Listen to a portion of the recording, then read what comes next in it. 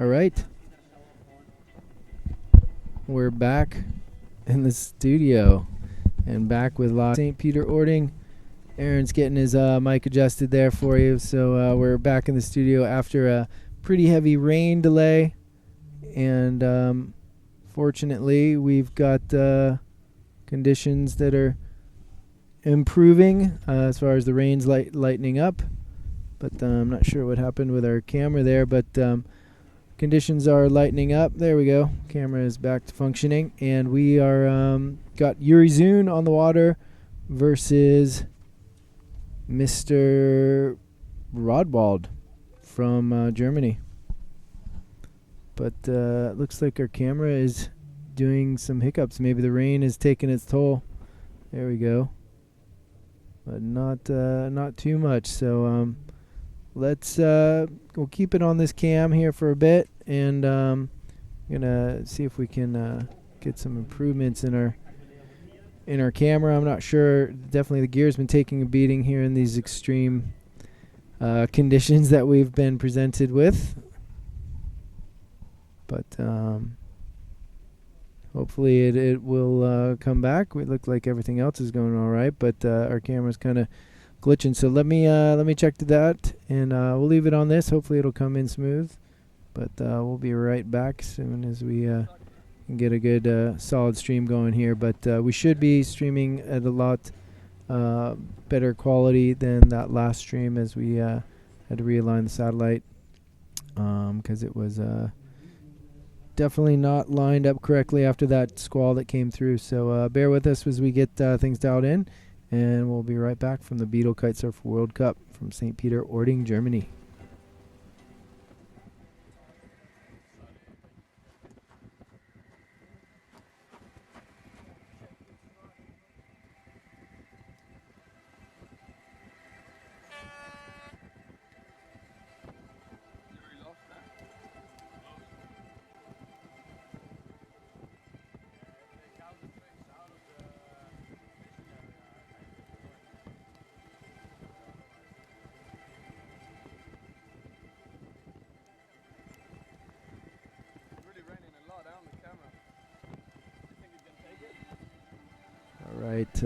Looks like our camera's gotten itself sorted out there. We've got a steadier stream here. That's Yuri Zun coming in off the water, as we kind of came into that one a little bit late, just as soon as we could.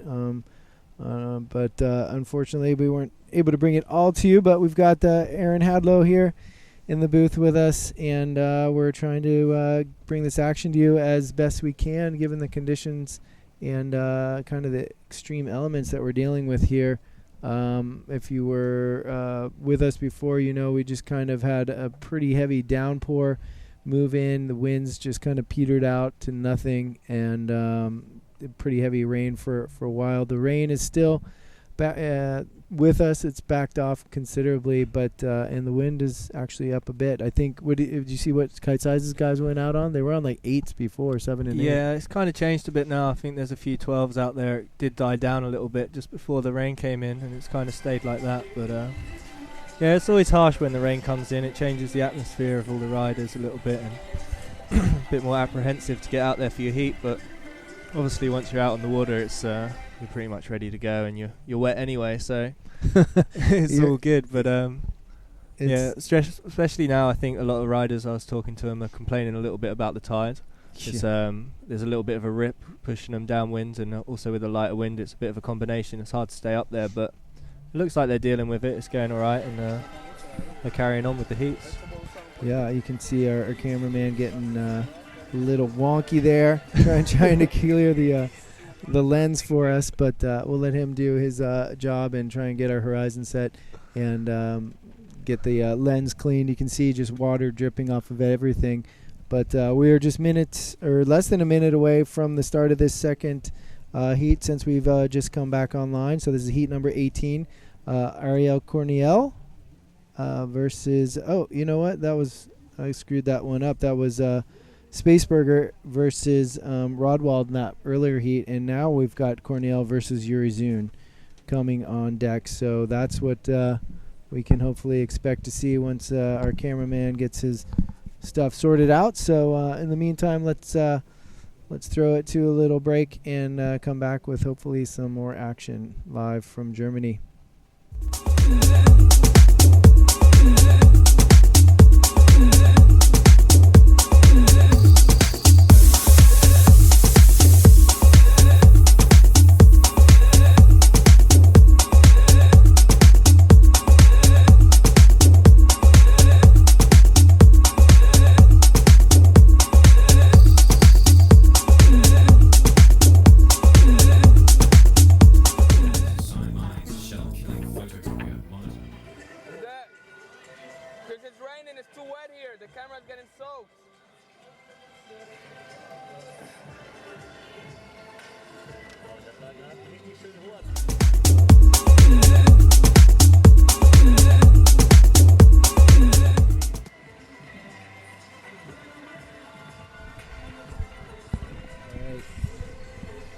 All right, we're back. Sorry about that again. So update on the heat on the water right now is Mark Jacobs and Kevin Langeret. So this is not heat number 18. This is heat number 19.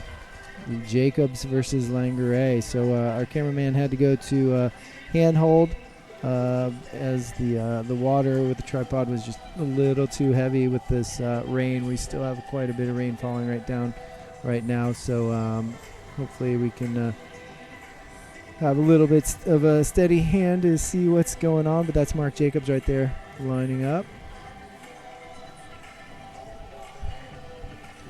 We've got the wipers on here in the mobile studio, trying to watch the monitor as well as a little bit out through the back window here. But Mark just coming down on the back of a wave right there. That always makes it a little difficult when you've got some flat water in between waves and you take off in the flats and you kind of land on the back of a wave. Yeah, that can always affect your your trick.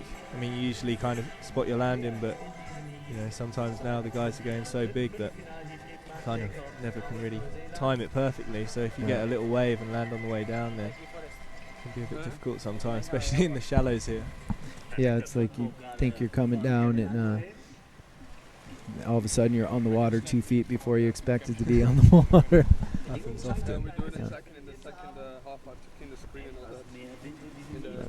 Kevin right there. On the inside you can see the tides. Definitely a factor now as we've had to adjust the judging tower and the mobile booth here to accommodate the incoming tide.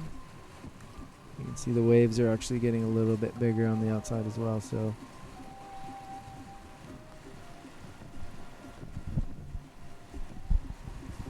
it will be interesting to see as we move on through the rounds. There's one of Kevin's one-handed 3-1-3s. He's got a few people following him on those tricks. Nice back move by Mark. But yeah, Kevin kind of started. Do you ever do any of the one-handed stuff, Aaron?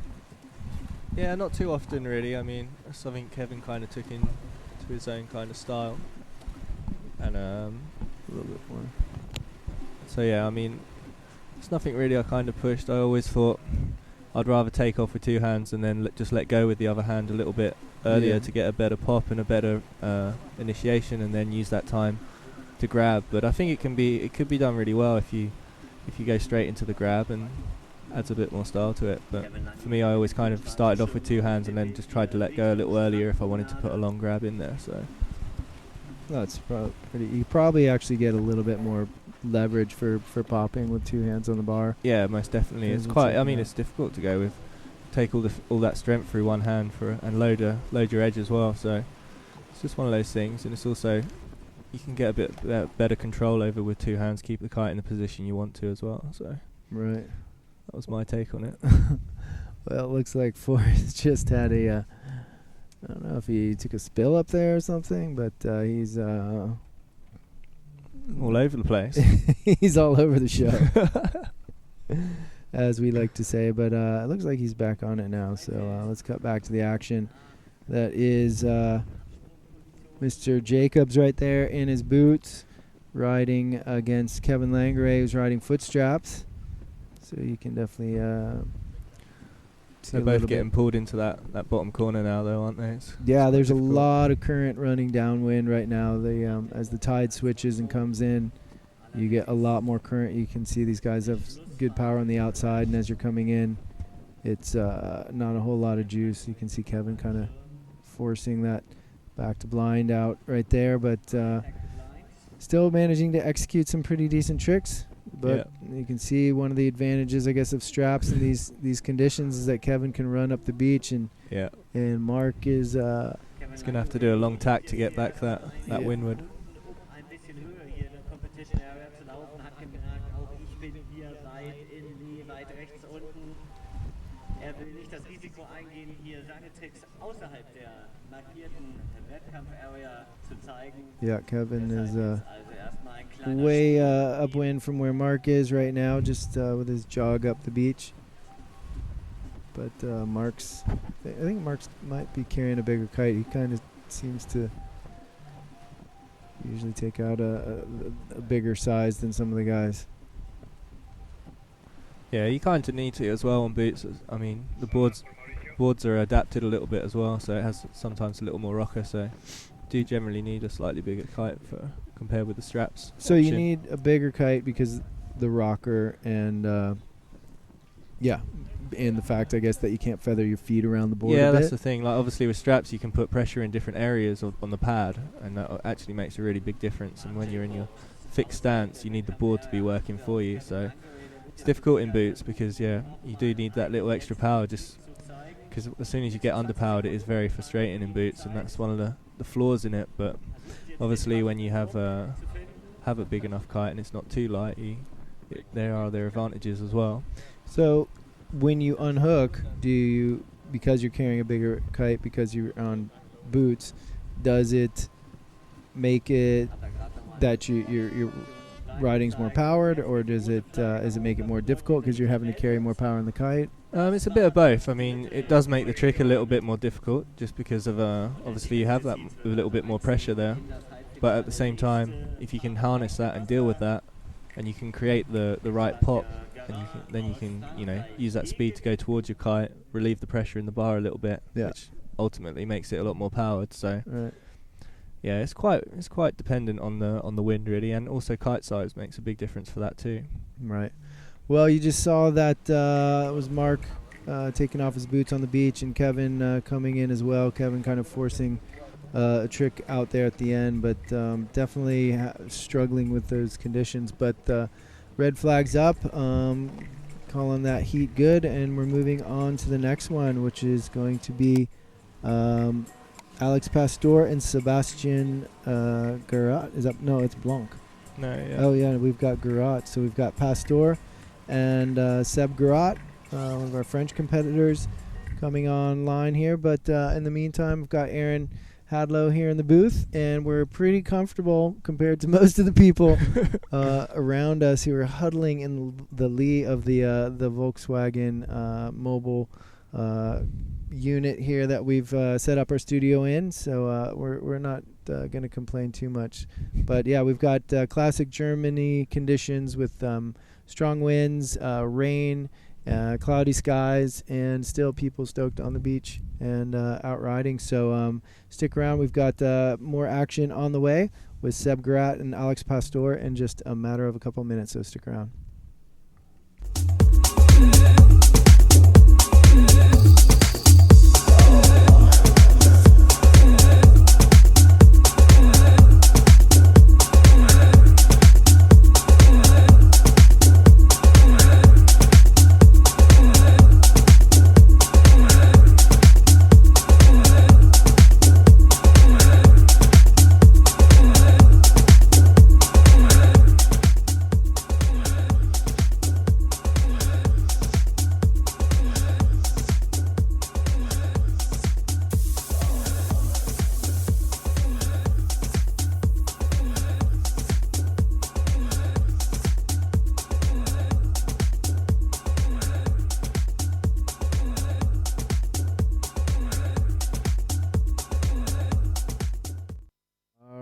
great. Trying to give you guys some taste of the summer weather that we did have earlier in the week, although it was brief. But there was some sun, so those were some shots of a sunnier day. I think that was day 2. But we did just get the AP flag put up. So this next heat has been postponed, I think, due to falling winds. The wind seems to be lightening up a bit. And, the current is pretty much wreaking havoc with some of these riders and their ability to stay upwind. So we're just going to hang out and wait for that AP flag to go down and hopefully bring you this action. But, thanks for sticking with us and getting through these challenges that we're faced with. As I pretty much say every time, we have a lot of challenges that we're faced with to bring this broadcast. But the moments that it happens are shining bright moments, and moments like this when we get Aaron Hadlow in the booth is always pretty spectacular moment. So thanks, Aaron, for being with us and joining us on the beach today. Good to be a part of it again. Yeah. We just had that break with the rain, and we're able to get out and get some lunch and take a little break. But, it's been quite an event. And when the sun is out, there are tons of things to do when the wind's not blowing. They've got the Beetle Village, which is got a skate ramp. There's we did some winching yesterday in a little pond in about 4 inches of water, hitting a Red Bull rail that someone set up with a winch. Rick Jensen, isn't it? I think. Yeah.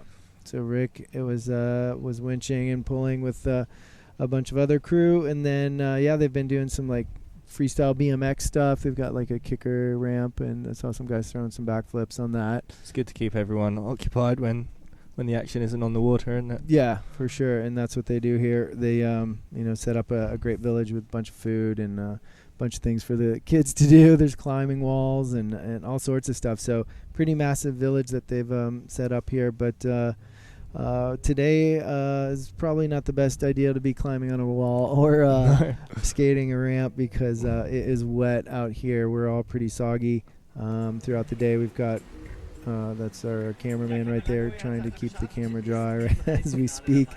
There's a close-up of the tripod as he's hand-holding it, and there he is, doing a good job. All right.